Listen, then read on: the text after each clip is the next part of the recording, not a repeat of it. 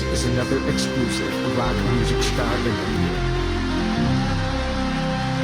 Conducted by Thomas S. ORWAT Jr. Welcome to episode number 32 of the Rock Interview Series. I'm Thomas ORWAT Jr., and it is August 15th, 2021, and I have Lawrence Gowan, keyboardist, songwriter, singer of the legendary rock band Styx, as my special guest. Styx recently released an epic album entitled Crash of the Crown on June 18, 2021. Styx is currently on tour and performing to sold-out venues across North America. During this interview, Lawrence and I discussed the new record, the current tour, his solo band Gowan, and much, much more. So here he is, Lawrence Gowan. Hey everyone, welcome to episode number 32 of the Rock Interview Series, and we have another great special guest today. We have none other than Lawrence Gowan of the group Styx. Lawrence, how are you today? Thomas, I've never been better. How about yourself? Yeah, same. Lawrence, you are currently on tour with Styx right now. You just played my hometown Buffalo yesterday. How did that show go? I love playing in Buffalo. I really do. The audience is always spectacular. I mean, as they are for pretty well every 99.9% of Styx shows. But part of what I love about playing in Buffalo is that I know there's a bond, there's a connection with that area of the country because they knew me prior to, or a good number of people knew me, I guess, prior to joining Styx. So I have a certain, there's a certain familiarity that's really great, where I feel like we're meeting up again. And I know there are people there that would have perhaps seen Gowan at the Tralfamadore or playing various things around the Buffalo area or in Niagara Falls, Canada, or Niagara Falls, US. And so that always gives me a feeling of kind of being very close to home. Yeah, that's for sure. I remember back in the mid 80s, Gowan just like dominated radio play, especially on 97 Rock with Strange Animal and Criminal Minds that was constantly on the radio and really big hits over here in this area. Yeah, well, thank you. Yeah, I mean, Buffalo was to me that whole area there, and actually Cleveland, Ohio.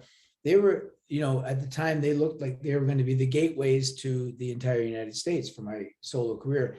But Columbia Records, who I was signed to, for whatever strategic reasons, did not release my records, nationally in the United States. They had those two little, I remember selling a good number in Buffalo and in Cleveland. I actually got into the top 20 there, but they were all import records that came in. And when I'd go and play shows there, it was always a great reception. I remember at one point in Cleveland, I got to where we opened for Foreigner on Foreigner 4. And I've talked to Mick Jones about this, at Richfield Coliseum in Cleveland, which is, the big arena. And it felt like we were on the precipice of breaking through. And I remember the local Columbia CBS Records rep saying, because we had an encore, et cetera, he said, "You must be the most frustrated guy to see this kind of a response." And he said, and out of New York and the way this company's being driven, they don't seem to want to put your record out nationally. And so when I joined Styx, I did feel like there was a little bit of a vindication on that, because I thought, well, finally I get to play to the entire United States with a band that's long established and get a chance to really connect with the American side of the border, So yes. And there's all the reasons why I love playing Buffalo. Sure. One of the unique things is when you did join Styx, and I remember you saying this before, that your very first rehearsal you had with them, you wanted to play a Styx song to show them that you could like blend with Tommy Shaw. I think it was Lady, correct? And Lady, and it was I came with 3 songs. Four. I had Lady, Crystal Ball, Fooling Yourself, a little bit like the first part of Fooling Yourself, and the first part of Come Sail Away. So I had prepared those little bits. Yeah, and Tommy Shaw told you, he said, no, I don't want to play a Styx song. I want to play Criminal Minds. That's what we talked about. Yeah. He talked about make me feel at home right off the bat. I think I wanted to start with Crystal Ball, because I thought, well, I don't have to sing until the harmonies hit, and we'll hear how our voices blend. But yeah, he kind of stopped me as I was kind of getting ready for Crystal Ball, and just, no, don't even play a Styx song, play a Criminal Mind. And so I played that, and he said after that, he said, let's make that a Styx song. And we played it a good number of times. We might have played it, I guess we would normally, we've played it in the Buffalo area, haven't we? Yeah, Yes. and we didn't last night because our newest member, Willie Vankovich, hadn't had a chance to kind of figure out what his part is going to be on that song. And funny enough, we were discussing it on the way over to the gig yesterday. So hopefully the next time we come to that area, we'll give it a go. Yeah, that was definitely a question I had for you. I was looking at the set list, and first of all, I want to give you a lot of credit for including new songs in your set list. So many bands, legacy bands like Styx, will maybe only put 1 or 2 songs in, and Yeah. you guys have, like, I think last night you played almost 5 new songs in the set, which is great. And it must be difficult to, like, crowbar those songs in, because there are songs that you have to play being in Styx. You're absolutely right, Thomas, and that's a good, very apt description. You do have to crowbar them in, because a Styx set list is a tough thing to crack, But if you noticed last night, we played a much longer show. We actually broke it with an intermission and everything. And the new songs, the songs on Crash of the Crown, there are 15 songs on there, but the album's only 40 minutes long. So they're very short pieces. And each one kind of dovetails into the next, to where you're into the next song before you even realize it, etc., all the way through each side of the album. And we've applied that to the live performance as well. If you might have known, like, we opened the show with Fight of Our Lives, which kicks off the Crash of the Crown album, but that segued very seamlessly into Blue Collar Man. So people are hearing the new material before they've even realized that was a new piece. And we had success doing that with The Mission as well. We would kind of slot Radio Silence in there to where people thought, because it sounded so much like a classic Styx song from the 70s, we would launch into it, and you could see the audience at first, half of them would be puzzled as to what album is this? Is this from, like, something before Tommy joined the band, or, like, is it an early Wooden Nickel era song, or is it brand new? And that's kind of the way that we're serving up the new stuff. And you notice, like last night, I've got a short little piece on Crash of the Crown called Lost at Sea. Well, that absolutely segues very easily into Come Sail Away. So, yeah. Definitely the new record has a lot of the elements of a classic Styx sound that people really want to hear, and also your record before you released this one, The Mission, which came out in 2017, also was like that too. I mean, a lot of people consider that CD to be a masterpiece.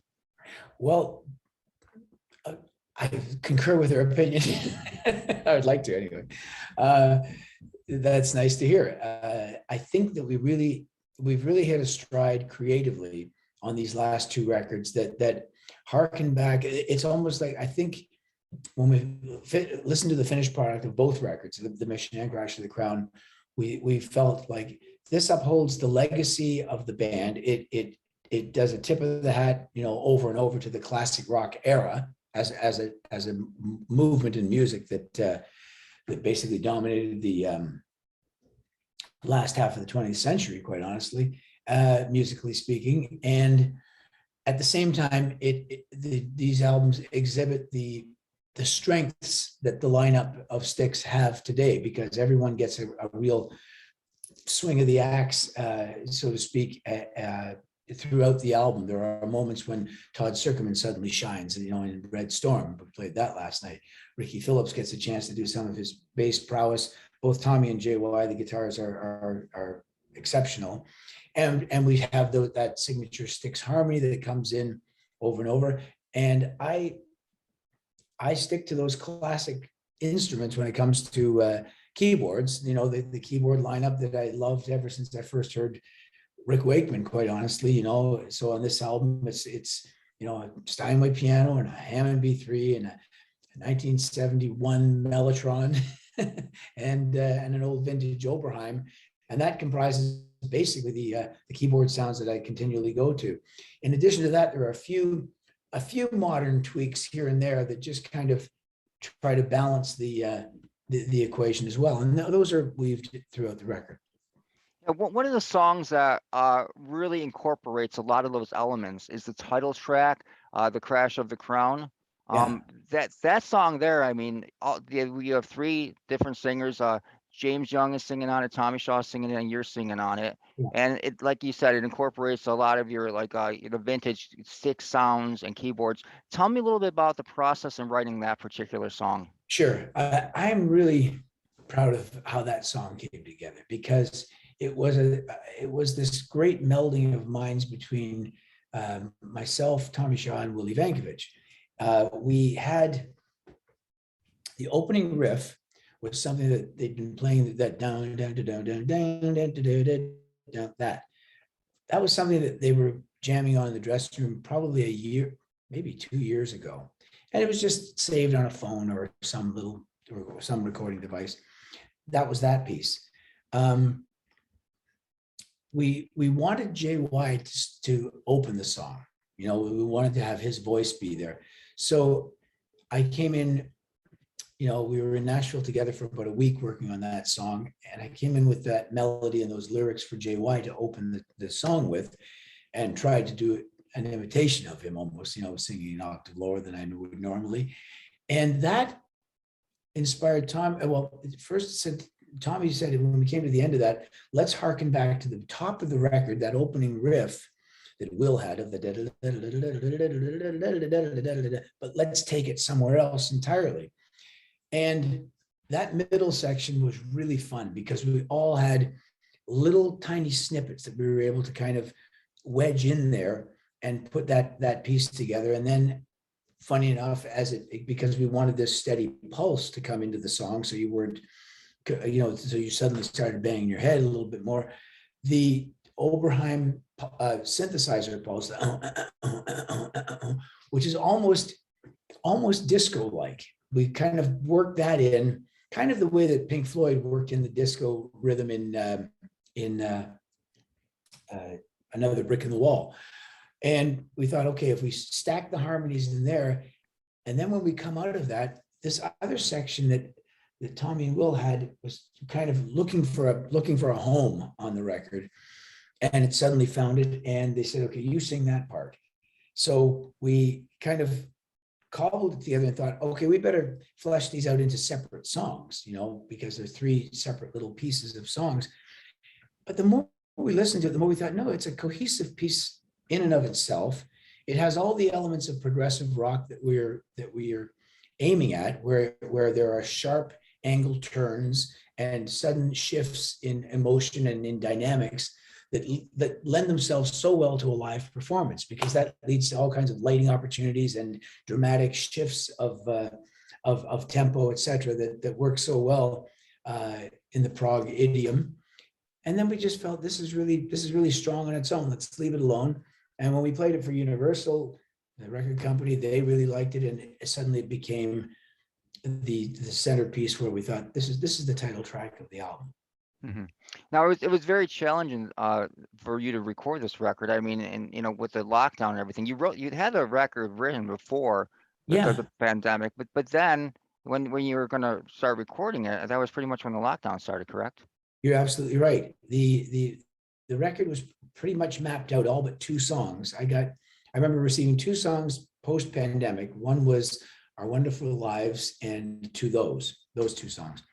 And both of them were written after we had redressed the record in some way, probably to the 2 to 3 months into the pandemic. We went back and listened to where we were on the album, and thinking that, well, we're going to shelve this until we get back out on tour, or we get back together. When we realized that so many of the songs were touching on the theme of renewal, and renewal after a cataclysmic event, we thought this is really ironic that this is the situation the world is in right now, even though most of these songs were written prior to this hitting. But we thought this is timely. We should use this as our basic theme for the record, And then Tommy Will came in with Our Wonderful Lives, which again fit that paradigm perfectly. And then To Those.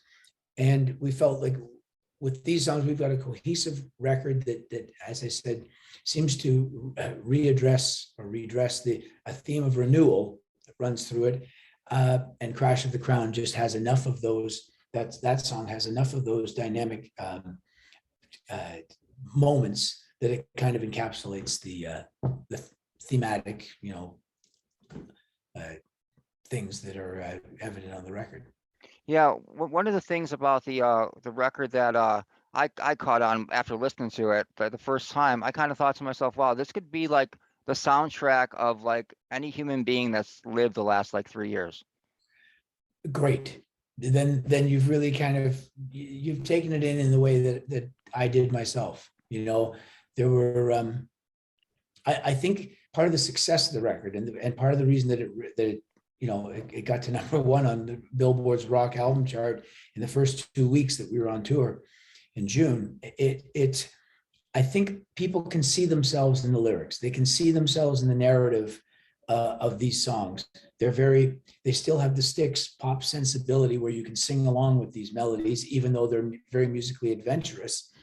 And that to me is the prog element of it. But yeah, you're right, Thomas. I think that is the strength of the record, is that you can personalize the songs much in the same way that you could with, for example, Renegade or Blue Collar Man or Come Sail Away. These songs, these classics that Styx came out with long before I ever came on the scene. Mm-hmm. The last question I have for you, Lawrence, and again, thank you very much for taking the time out for this interview. Great. Is how challenging is it to tour during these times? I know a lot of bands are really having difficulty with members getting sick and having to cancel tour dates. And you guys been out since the 16th of June, and you've thankfully done pretty well as far as that goes. We have done really well. If this hotel room features any wood, I'm going to touch it. There's a laminate here.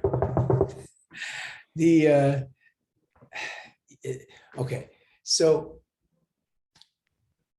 this is the question of the day, Thomas, quite honestly, because it's a challenging time to be touring. The most challenging in my lifetime anyway. It's the most challenging time for all of us to be on planet Earth. We are really in a state of upheaval.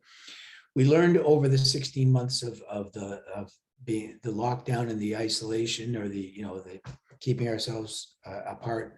We learned again just how vital music is in our lives, just to basically uphold our spirits and make us feel connected to each other in this magical way that music provides us with, even though we may be very divided in our various ideologies. Music seems to be a great uniting force.